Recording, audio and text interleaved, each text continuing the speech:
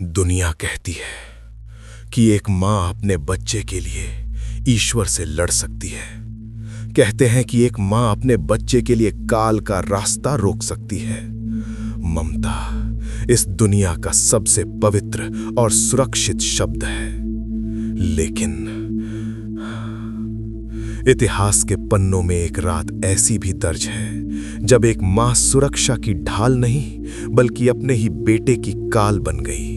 एक ऐसी रात जब एक माँ ने अपने जिगर के टुकड़े को सीने से नहीं लगाया बल्कि उसे मौत के बिस्तर पर लिटा दिया।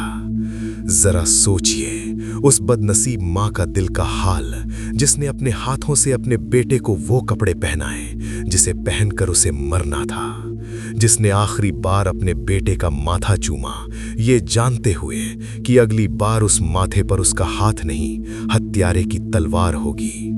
लोग इसे बलिदान कहते हैं, लोग इसे त्याग कहते हैं, लेकिन पूछिए उस माँ की रूह से जिसके सामने उसके बेटे की गर्दन काट दी गई और वो एक शब्द भी नहीं बोल सकी। वो रो भी नहीं सकी, क्योंकि अगर वो रोती तो एक सल्तनत डूब जाती।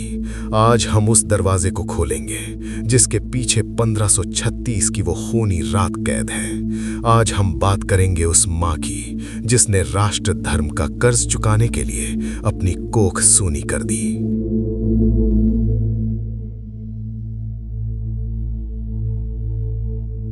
दोस्तों, पन्ना धाय का नाम हम बचपन से किताबों में पढ़ते आए हैं, लेकिन आज हम सिर्फ कहानी नहीं सुनेंगे। आज हम उस परिस्थिति का विश्लेषण करेंगे कि आखिर चित्तौड़गढ़ के किले में हालात इतने बदतर कैसे हो गए थे। इस घटना को समझने के लिए हमें समय के पहिए को थोड़ा पीछे घुमाना होगा। ये दौर था 16वीं शताब्दी का। मेवाड़ के महान शासक राणा सांगा की मृत्यु हो चुकी थी। राणा सांगा वो नाम जो अपने आप में एक फौज के बराबर था। उनके जाने के बाद मेवाड़ अनाथ हो चुका था। सत्ता का नशा बहुत बुरा होता है। राणा सांगा के बाद उनके बड़े बेटे रतन सिंह की हत्या हुई। फिर विक्रमादित्य राजा बने, लेकिन वो अयोग्य थे। और इसी अराजकता के बीच अंधेरे से निकला एक विलन, एक ऐसा चरित्र जिसे इतिहास बनवीर के नाम से जानता है। बनवीर पृथ्वीराज यानी राणा सांगा के भाई का दासी पुत्र था। उसे वैध वारिस नहीं माना जाता था। उसके सीने में यही आग धधक रही थी। वो जानता था कि जब तक राणा सांगा के वंशज विक्रमादित्य और छोटा राजकुमार उदय सिंह जिंदा हैं, वो कभी मेवाड़ का महाराणा नहीं बन सकता। साल था 1536। बनवीर ने एक खूनी रात का खेल रचा। उसने विक्रमादित्य की हत्या कर दी और अब उसके और मेवाड़ के सिंहासन के बीच सिर्फ एक ही बाधा बची थी, राणा सांगा का सबसे छोटा बेटा कुंवर उदय सिंह। उदय सिंह की रक्षा की जिम्मेदारी थी पन्ना धाय पर, और उनके साथ था उनका अपना बेटा चंदन, जिसकी उम्र भी उदय सिंह के बराबर ही थी। उस रात चित्तौड़गढ़ में कुछ अजीब सी खामोशी थी। बनवीर विक्रमादित्य की हत्या करने के बाद नंगी तलवार लेकर रनिवास की तरफ बढ़ रहा था। उसी वक्त एक बारी सफाई कर्मचारी बदहवास हालत में पन्ना के पास पहुंचा। उसने कहा, धाय मां, अनर्थ हो गया, बनवीर आ रहा है उदय सिंह को मारने। चित्तौड़ का किला चारों तरफ से दीवारों से घिरा था। भागने का कोई रास्ता नहीं था। पन्ना धाय अकेली थी। यहां हमें पन्ना धाय की मानसिकता को समझना होगा। ये राजपुताना था। यहां नमक का हक अदा करना जीवन से भी बड़ा माना जाता था। पन्ना धाय गुर्जर जाति की थी।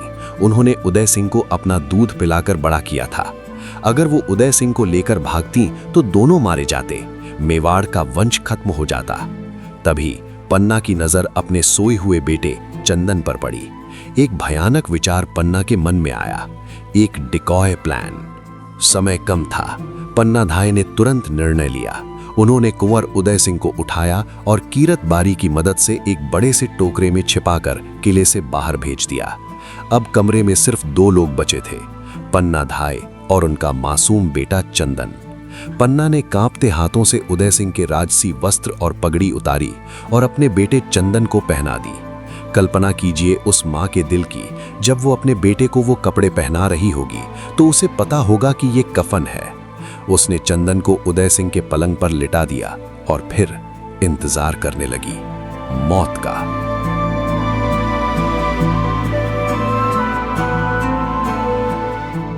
समय का पहिया अब रुक चुका था। कमरे में पन्ना धाय अंधेरे में बैठी थीं। सामने पलंग पर उनका बेटा चंदन राजकुमार के वस्त्र पहने बेसुध सो रहा था।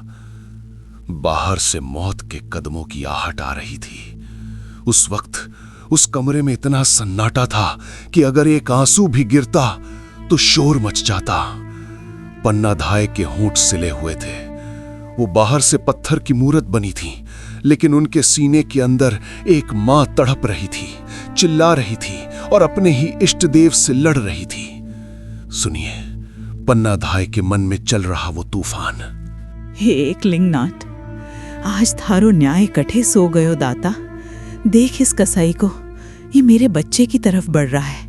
इस पापी के माथे पर आकाश से गाज क्यों नहीं गिरती? धरती फट क्यों नहीं जाती नाथ? इसे निगल क्यों नहीं लेती? हे प्रभु, इसकी मति फेर दे, इसकी मति भ्रमित कर दे दाता। इसे अंधा कर दे, इसे मेरा लाल न दिखे, इसे मेरा चंदन न दिखे। मैं थारे आगे हाथ जोड़ू हूं प्रभु, कोई चमत्कार कर दे, मेरे फूल को बचा ले। लेकिन कोई चमत्कार नहीं हुआ। आसमान से बिजली नहीं गिरी। धड़ाम से दरवाजा खुला और बनवीर अंदर दाखिल हुआ।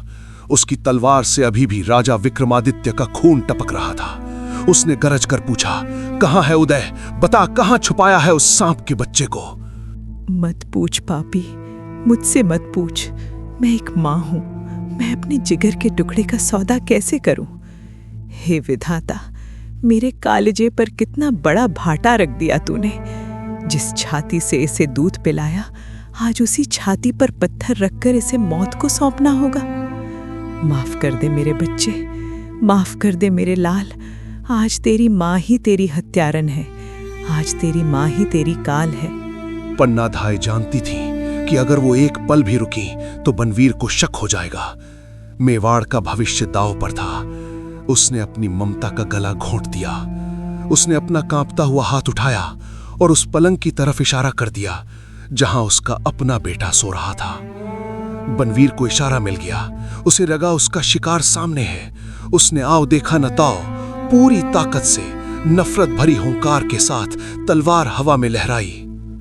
एक ही वार, सिर्फ एक वार, और कोमल फूलों से बिस्तर पर सो रहे चंदन के शरीर के 2 टुकड़े हो गए। गर्म खून की एक धार निकली और पन्ना धाय की साड़ी पर जा गिरी।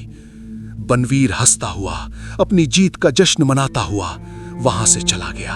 कर ले, जी भर के लाल कर ले अपनी तलवार पापी, लेकिन याद रखना बनवीर, ये खून नहीं, ये तेजाब है जो तेरे पूरे वंश को जलाकर राख कर देगा।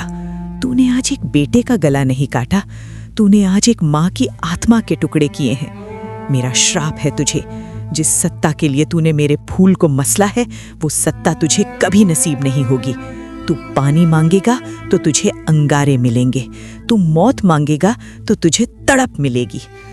और तू मेरे गुड़ले, मेरे चंदन, सो जा, ऐसी नींद सो जा मेरे लाल, जिसमें कोई डर नहीं, कोई तलवार नहीं। मैं कैसी माँ हूँ जो तुझे बचाने के बजाय तुझे मौत की लोरी सुना रही हूँ। माफ कर दे बेटा, तेरा ये गरम लहू अब इस माटी में मिलेगा।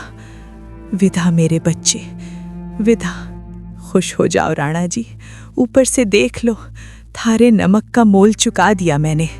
थारे कुल का दीपक बचाने के लिए मैंने अपना घर अंधेरा कर लिया।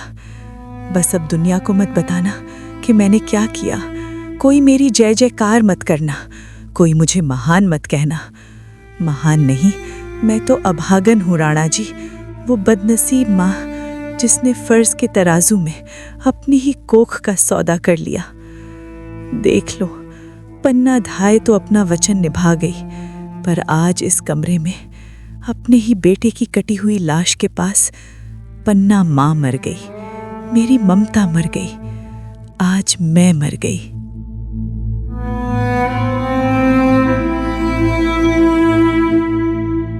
दोस्तों, इतिहास की किताबों में तारीखें लिखी जाती हैं, युद्ध लिखे जाते हैं, लेकिन पन्ना धाय ने उस रात जो लिखा वो स्याही से नहीं बल्कि कलेजे के खून से लिखा गया था। सोचिए, अगर उस रात पन्ना धाय का हाथ कांप जाता, अगर उस रात ममता फर्ज से जीत जाती तो क्या होता? तो उदय सिंह मारे जाते, और अगर उदय सिंह नहीं होते तो महाराणा प्रताप नहीं होते, अगर महाराणा प्रताप नहीं होते तो हल्दी घाटी नहीं होती, और शायद मेवाड़ मुगलों के सामने घुटने टेक देता। आज हम जिस स्वाभिमान की बात करते हैं वो उस एक मां के बलिदान की राख से पैदा हुआ है। दोस्तों, इस पूरे वीडियो में हमने डायलॉग्स और आवाज के जरिए पन्ना धाय के दर्द को महसूस करने की कोशिश की, लेकिन सच कहूं, सच ये है कि हम और आप, हम बस अंदाजा लगा सकते हैं, हम सिर्फ कल्पना कर सकते हैं। हकीकत में उस मां के दिल पर क्या गुजरी होगी, उसका एक कतरा भी समझ पाना हम इंसानों के बस की बात नहीं है। वो पीड़ा, वो त्याग अकल्पनीय था। वो कोई साधारण महिला नहीं थी, वो ममता की मूरत होते हुए भी वज्र से ज्यादा कठोर थी। उन्होंने साबित किया कि एक मां सिर्फ जन्म नहीं देती, बल्कि जरूरत पड़ने पर राष्ट्र के लिए अपनी कोख भी सूनी कर सकती है। पन्ना धाय हारी नहीं थी और ना ही वो बेचारी थी। उन्होंने उस रात काल को भी मात दे दी थी। बनवीर ने चंदन को मारकर सोचा कि वो जीत गया, लेकिन पन्ना धाय ने चंदन को खोकर मेवाड़ को अमर कर दिया। जब तक ये सूरज और चांद रहेंगे, जब तक भारतवर्ष का इतिहास रहेगा, पन्ना धाय का नाम सबसे ऊपर, सबसे सम्मान से लिया जाएगा। ऐसी देवी के चरणों में हम जितना भी नमन करें कम है। अगर आज इस कहानी ने आपको ये महसूस कराया है कि भारत की नारियां क्या कर सकती हैं, तो कमेंट बॉक्स में कोई साधारण बात नहीं बल्कि पूरे गर्व के साथ लिखिए, जय पन्ना धाय, जय राजपूताना। क्योंकि ये चैनल कर्मा वॉल्ट ऐसे ही गुमनाम नायकों और सच को आपके सामने लाता रहेगा। सब्सक्राइब कीजिए और बेल आइकॉन दबाइए। हम मिलेंगे अगले मंगलवार एक और रोंगटे खड़े कर देने वाली कहानी के साथ। तब तक के लिए वंदे मातरम, जय हिंद।